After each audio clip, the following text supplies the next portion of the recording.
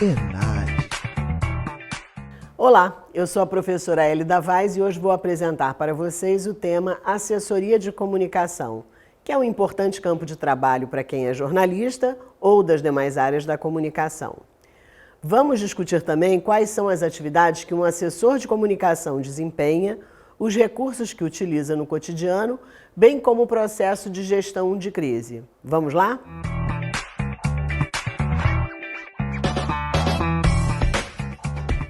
Assessorias de comunicação têm como foco principal cuidar da imagem e da reputação de organizações e pessoas. Por isso, elas se concentram nos relacionamentos com os diferentes públicos de interesse das organizações. É o que chamamos os stakeholders. Eles representam todos aqueles grupos de pessoas que têm contato direto ou não com a organização, mas interferem e são também afetados por elas. São muitas as atividades que uma assessoria de comunicação pode desenvolver, como cuidar da comunicação interna, ou seja, da comunicação da organização com os seus funcionários, ou ainda desenvolver atividades de assessoria de imprensa, cujo foco é o relacionamento com os jornalistas e a imprensa, por meio do envio de notícias que sejam relevantes à sociedade. Há ainda toda a área da comunicação institucional, que concentra os aspectos relacionados à visão, à missão e aos valores da organização, para que sejam do conhecimento da sociedade.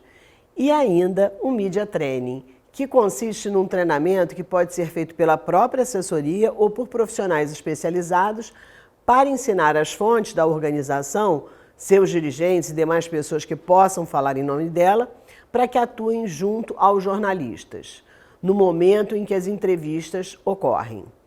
Outro ponto que merece também destaque é a gestão de crise, que tem se tornado fundamental para empresas, governos, ONGs e pessoas. Vamos ver a seguir algumas dessas áreas de atuação.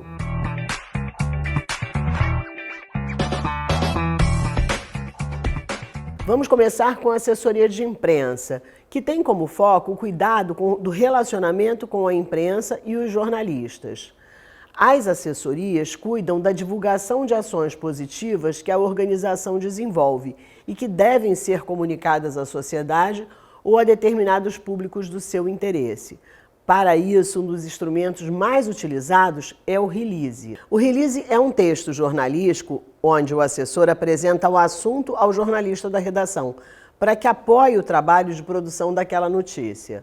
Os releases são compostos por um título que deve ser claro e ter como foco aquilo que deve ser divulgado. O texto segue também o padrão jornalístico, com a utilização do lead, que é o primeiro parágrafo da notícia, onde são apresentadas as informações mais relevantes, tradicionalmente associadas ao que aconteceu, quem envolveu, onde, como, ou algumas dessas informações que são consideradas mais relevantes. Os demais parágrafos são também ordenados conforme a lógica jornalística, ou seja, sempre tendo como foco o que é mais importante. Não há um tamanho único para os releases, mas é importante que eles sejam claros, diretos e objetivos.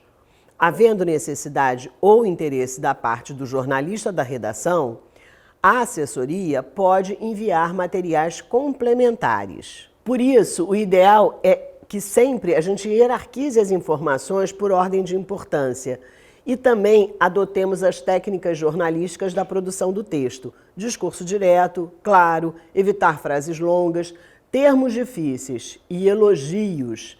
Sim, isso é super importante. Os elogios não são, ou adjetivos também não são utilizados nos releases.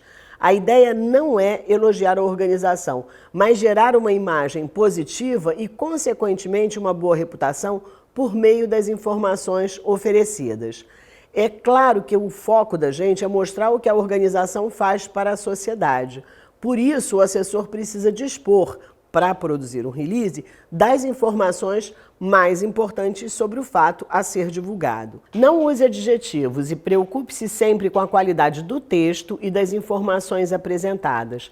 Também é importante que o release apresente o contato da assessoria de imprensa ou do assessor, com o número do celular, e-mail, WhatsApp, por exemplo. Isso vem sempre ao final do texto. O envio costuma sempre ser feito por e-mail e sempre deve-se ter atenção também para enviar aos jornalistas que cobrem aquela área a que o release se refere. Há inúmeros outros instrumentos que as assessorias utilizam para divulgar o que seus assessorados fazem, como os avisos de pauta e sugestões de pauta, entre outros. Todos devem ser feitos empregando as técnicas de produção do texto jornalístico. E, claro, escritos de forma correta e precisa.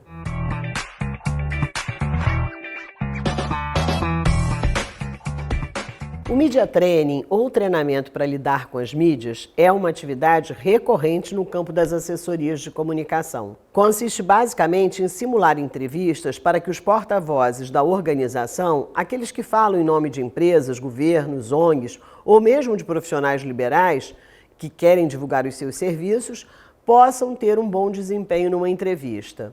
Esse treinamento é de grande importância, pois dá aos participantes maior domínio de técnicas sobre como falar em público ou diante da câmera de uma TV, de um jornalista de rádio, impresso, web ou qualquer que seja, né, o meio em que atue. Normalmente nesses treinamentos nós ensinamos postura, o que se deve vestir e principalmente como o entrevistado deve apresentar as informações que deseja divulgar.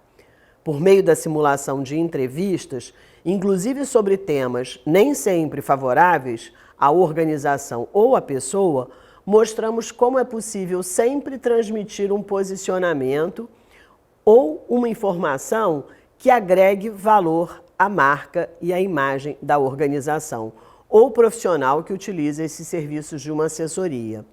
Esses treinamentos podem ser dados pela própria assessoria, mas hoje existem muitas empresas especializadas neste tipo de serviço. E o ideal é buscar o que mais contemple as necessidades da sua organização ou do seu assessorado.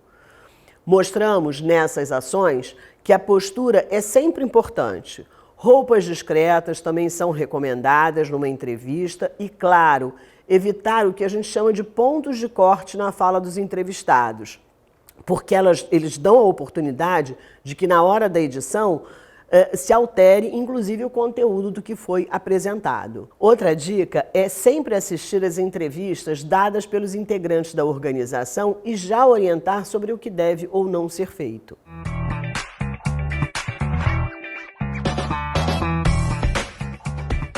Gestão de crise é outro assunto relevante quando tratamos das assessorias de comunicação. Tornaram-se indispensáveis, uma vez que há sempre o risco de uma crise ocorrer. Vamos começar entendendo o que é considerado uma crise. A definição mais usual é de que a crise é toda situação negativa que ultrapassa os muros da organização, ou seja, ganha dimensão pública. Vazamentos, demissões em massa, atitudes antiéticas, racistas, homofóbicas, mau atendimento ao cliente, produtos com defeito, estão entre as causas principais de uma crise, que não ocorre apenas como consequência de uma grande tragédia. Pode ser aquele disse-me-disse no interior da organização que acaba se tornando uma crise na medida que não é devidamente tratado. Então, a gestão costuma ocorrer a partir do monitoramento de situações sensíveis e, claro, formas de combater com boas práticas de comunicação. Em geral, as crises são geridas por um comitê de crise, formado normalmente pela alta gestão da organização, a área jurídica, a assessoria de comunicação e o setor envolvido diretamente no problema. Esse grupo se reúne regularmente e cuida, além das suas funções tradicionais, de mapear as vulnerabilidades e desenhar toda a ação de comunicação que será desenvolvida caso uma crise seja instalada.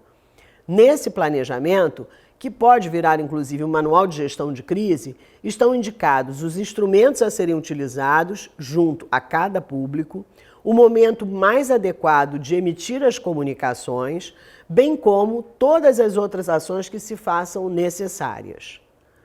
Também é definido nesse material quem vai atuar em cada ação prevista. Isso evita que, na ocorrência de uma crise, não se saiba o que fazer ou se demore a tomar decisões. Afinal, as crises se combatem com informação e ação correta, ética e responsável. As redes sociais tornaram as crises ainda mais intensas e, por isso, a recomendação é também gerenciar essas redes, para ver o que se fala sobre a sua organização. Chegamos ao fim em nossa conversa, espero que vocês tenham gostado. Para quem vai fazer o ENAD em novembro, recomendo que reveja o conteúdo das disciplinas Comunicação Empresarial Integrada e Assessoria de Comunicação, pois nelas trabalhamos todas as informações que podem ser cobradas na prova. Até a próxima!